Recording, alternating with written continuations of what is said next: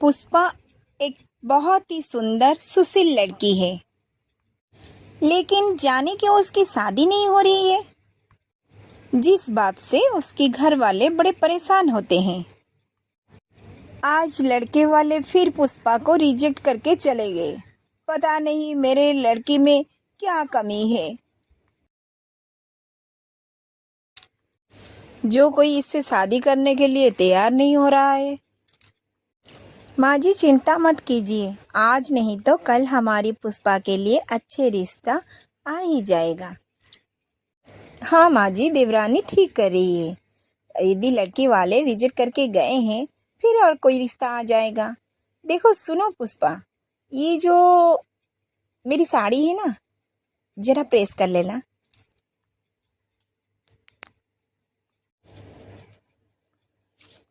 और हाँ, काफ़ी महंगी है साड़ी, जरा देख के करना।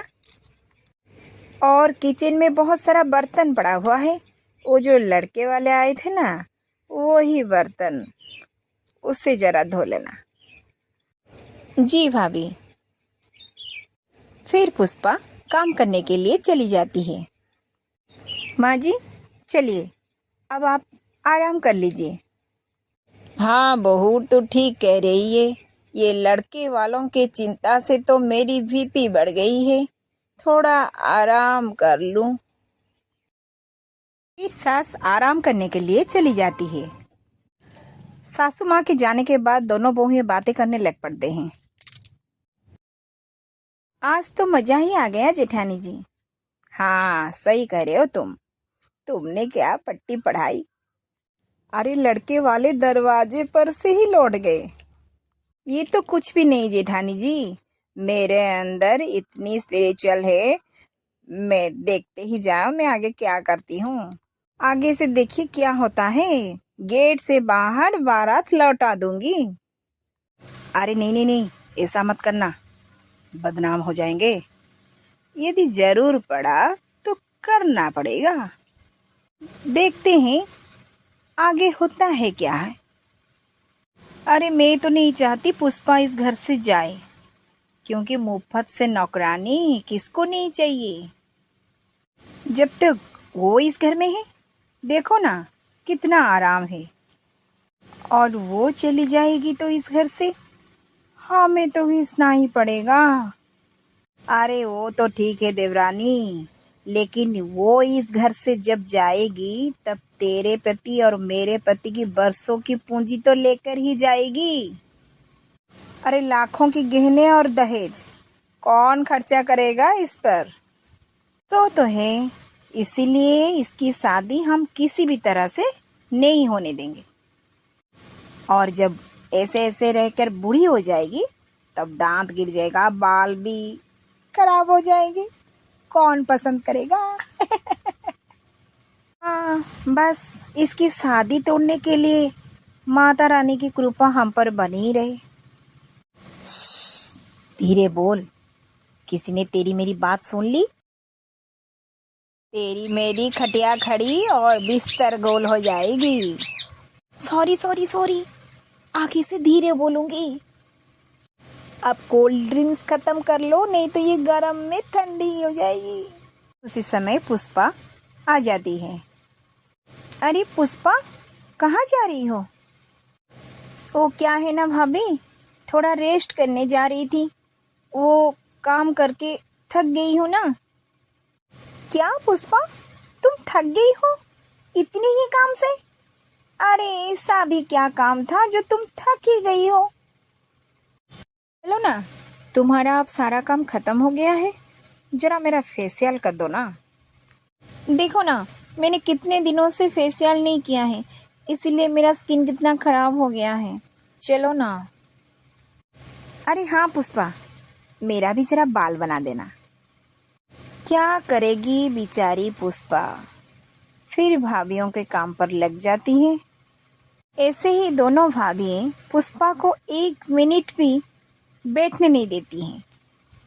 1 मिनट भी शांति में बैठने नहीं देती है, कोई ना कोई काम लगवा ही देती हैं। हर समय ननंद को काम पर लगाए रखते हैं और दोनों आराम करते हैं। ऐसे ही एक दिन, बेटी तैयार हो जा, आज लड़के वाले आ रहे हैं तुझे देखने के लिए। और सुनो बहुओं, जरा ध्यान रखना किसी भी चीज की कोई कमी ना हो जाए। माँ जी, आप चिंता मत कीजिए, क्योंकि आज कुछ भी हो जाए, आज हमारी ननंद की शादी फिक्स होकर ही रहेगी। अरे हाँ पुष्पा, लड़के वाले आने के पहले तुम जल्दी जल्दी जाकर समोसे और लड्डू बना दो, क्योंकि वो तुम्हें देखने के लिए आ रहे हैं तो तुम्हारे हाथ का बना हुआ पक्के का खाना खाएंगे ना। ठीक है भाभी, मैं अभी बना देती हूँ। चलो लीना, तुम मेरे साथ कमरे में आओ, जरा तुम्हारे पास मेरा एक काम है। फिर दोनों बहुएं कमरे में जाकर बातें करने लगते हैं। अरे ये फिर से एक रिश्ता, क्या करें, इस रिश्ते को कैसे भगाएं? कोई तो प्लान बनाओ। दीदी आप चिंता मत करो, मेरे पास एक आइडिया है। क्या आइडिया? अरे जल्दी बताना। फिर देवरानी अपनी जेठानी के कानों में कुछ कहती है। फिर उसके बाद पुष्पा किचन से समोसे और लड्डू बनाकर चली जाती है। पुष्पा के जाने के बाद उसकी दोनों भाभी किचन में जाकर समोसे और लड्डू के ऊपर मच्छर और ककरोच भरे भरे से डाल देते हैं। अरे अब आएगा असली मजा। फिर उसके बाद लड़के वाले आते हैं। अरे आइए आइए आइए, नमस्ते नमस्ते। समधन जी, कोई मुसीबत तो नहीं आने पर? सब मंगल कुशल है ना? आइए आइए, बैठिए बैठिए। नहीं नहीं, हम अच्छे से आ गए। हाँ, आप आसन पधारिए, मैं अभी बुलाती हूँ। पुष्पा, ये ली, आ गई मेरी बेटी पुष्पा। ये है मेरी बेटी पुष्पा। पुष्पा को देखकर सभी बहुत खुश हो जाते हैं। अरे वाह, आपकी बेटी तो बहुत सुंदर है। जी शुक्रिया। वैसे मेरी बेटी सुशील हरगुणी है। हाँ पुष्पा, जाओ अंदर जाओ और इनके लिए नाश्ता पानी चाय ले आओ। जी मम्मी जी। फिर पुष्पा किचन में जाकर सबके लिए नाश्ता लेकर आती है। आंटी जी ये लीजिए, आप समोसे खाइए, मैंने अपने हाथों से बनाए हैं। हाँ, ये समोसे खाकर तो हुई जज करेंगे। क्या क्या बहू, क्या बोलती जा रही हो? नहीं नहीं माँ जी, मैंने इसे टीवी में देखा था कि ननंद की ससुराल वाले को उनकी भाभी जज करने के लिए ऐसा ही बोलती है। माफ़ कीजिएगा, मेरी बहू की बात को दिल में ना लगाना। अरे लीजिए ना, आप सब लड्डू खाइए ना। फिर सब लोग जब लड्डू और समोसे खाने के लिए जाते हैं, उनको समोसे और लड्डू के ऊपर मच्छर और ककरोच दिखाई देते हैं। हे भगवान, ये क्या, ये कैसी बदतमीजी है? वैसे आपकी बहू ने तो ठीक ही कहा था, ये समोसे और लड्डू को खाकर हम जज ही करेंगे आपकी लड़की की कैरेक्टर कैसा है। हमें जो जज करना था वो कर ही लिया। चलो मम, मुझे इस घर में शादी नहीं करना है। बेटा चलो चलो, हमें इस लड़के के साथ शादी नहीं करनी है। फिर उसके बाद लड़के वाले वहाँ से चले जाते हैं। ये क्या पुष्पा, तुमको ढंग से खाना नहीं बनाना आता? अरे इतनी मुश्किल से ये रिश्ता आया था, ये भी हाथ से निकल गया। वही ननंद को डांट पड़ते देख दोनों भाभियों मन ही मन बहुत खुश होते हैं। ऐसे ही दिन भर दिन बीत तो जाते हैं। जितना भी रिश्ता आता है पुष्पा के लिए, दोनों भाभी किसी ना किसी प्लान बनाकर उसे भगा देते हैं। ऐसे ऐसे सारे रिश्ते टूट ही जाते हैं। फिर एक दिन। हे भगवान, पता नहीं मेरे लड़की के साथ कौन शादी करेगा। पता नहीं कब इसका रिश्ता जुड़ेगा। पता नहीं, पहले से तो सब ठीक ठाक होता है, जब रिश्ता ही आता है पता नहीं क्या क्या होकर कुछ ना कुछ बिगड़ ही जाता है और रिश्ता हाथ से निकल जाती है। अरे बेटी, तू तो मुझे बता, तेरे मन में और कोई कुछ तो नहीं है ना? क्या मम्मी, आपका मतलब मैं नहीं समझी। अरे क्या बताऊं तुझे, वो जो आजकल की लव केस है ना, वही के बारे में पूछ रही हूँ तुझे। तू किसी और को कोई लव फफ नहीं किया है ना? यदि तुझे किसी और पसंद है तो मुझे बता देना। अगर तू मुझे बोल ही नहीं पाती हो, पता नहीं लड़के के साथ बात करके रिश्ता तो तोड़ नहीं देती हो क्या माँ? आपको ऐसी बातें करते हुए शर्म नहीं आती? पहले से तो आप मुझे ऐसे कभी नहीं बोला। अरे मैं जैसी ही हूँ वैसे ही हूँ, मेरे अंदर कोई चक्कर वक्कर नहीं है किसी के साथ। देखो मम्मी जी, मेरे जेंडर के ऊपर कोई भी सवाल मत उठाइए। और रही बात शादी की, तो हो ही जाएगी एक दिन, आप उसके लिए परेशान मत होइए।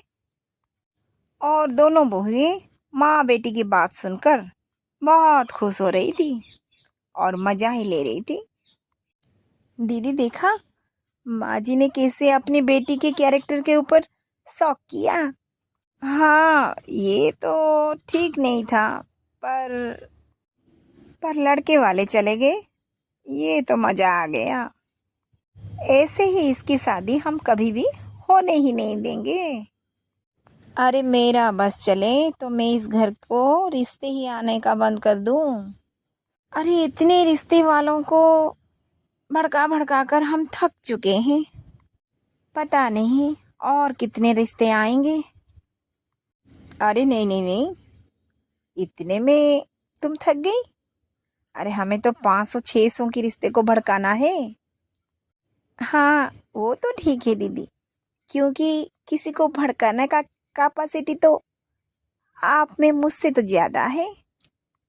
हाँ सो तो है, लेकिन पुष्पा के यहाँ रहने पर हम जितना आराम करते हैं उतना हम तो अपने मायके भी नहीं किया।